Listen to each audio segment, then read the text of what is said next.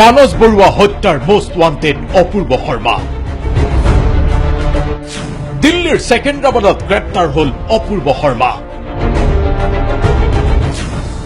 নলবাৰী আৰক্ষীৰ দিল্লীৰ পৰা গ্ৰেপ্তাৰ অপূৰ্ব শৰ্মা।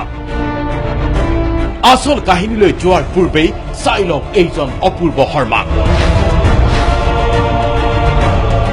ৰাজ্য কপোৱা নলবাৰীৰ তিহুৰ মানস মল্ল বৰুৱাৰ হত্যাৰ মূল অভিযুক্ত এইজন অপূৰ্ব শৰ্মা।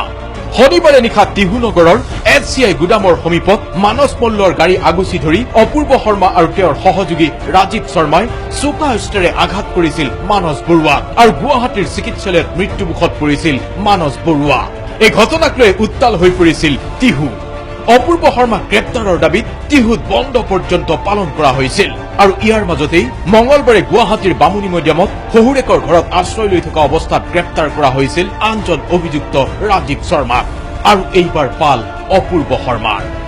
শনিবাৰে নিশা দেশৰ ৰাজধানী চহৰ নতুন দিল্লীৰ নিকটৱৰ্তী হাৰিয়ানাৰ সেকেন্দ্ৰাবাদৰ পৰা নলবাৰী আৰক্ষীয়ে গ্ৰেপ্তাৰ কৰিলে মানস মল্লৰ হত্যাৰ মূল অভিযুক্ত অপূৰ্ব শৰ্মা আৰু এয়া তাৰ পিছত নলবাৰী থানাৰ পৰিস্থিতি। কিন্তু কেনেকৈ দিল্লীত গ্ৰেপ্তাৰ হল অপূৰ্ব শৰ্মা? আৰক্ষীয়ে সদৰি কৰা মতে নিজৰ মোবাইল সিম সলাই পেলাইছিল অপূৰ্ব শৰ্মাই। অন্য মহিলাৰ সিম ব্যৱহাৰ কৰি আত্মগোপন কৰিছিল দিল্লীৰ সেকেন্দ্ৰাবাদত। মোবাইল টাৱাৰৰ লোকেশন উলিয়াই গ্ৰেপ্তাৰ কৰা হৈছে অপূৰ্ব শৰ্মাক। ক্ৰছ কিছুমান টাৱাৰ লোকেশন চাই প্ৰায় 2-3 দিনে এনালাইচিছ কৰি এটা বেলেগ নম্বৰ ইউজ কৰিছিলে। তেওঁ নিজৰ মোবাইল আৰু চিমবিলাক পেলাই দি বেলেগ মানুহ এজনী চিম ইউজ কৰিছিল। সেইমতে টাৱাৰ লোকেশন গম পাই আমি দিল্লীৰ সেকেন্দ্ৰাবাদত আমি তেওঁৰ লোকেশন পালোঁ। এতিয়া নলবাৰীত আৰক্ষীয়ে স্বাস্থ্য পৰীক্ষাৰ ব্যৱস্থা কৰিছে অপূৰ্ব শৰ্মাৰ আৰু তাৰ পিছতেই আদালতত হাজিৰ কৰোৱাৰ পিছত পুনৰ আৰক্ষীয়ে জিম্মাত লব মানস মল্ল বৰুৱাৰ হত্যাৰ মূল অভিযুক্ত অপূৰ্ব শৰ্মাক।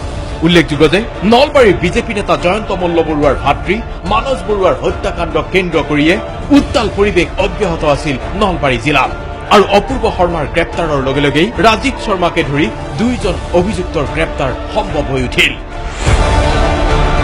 নতুন দিল্লীৰ পৰা নৱজিৎ বৰঠাকুৰৰ সহযোগত নলবাৰীৰ পৰা মজিবুৰ ৰহমান DY 365।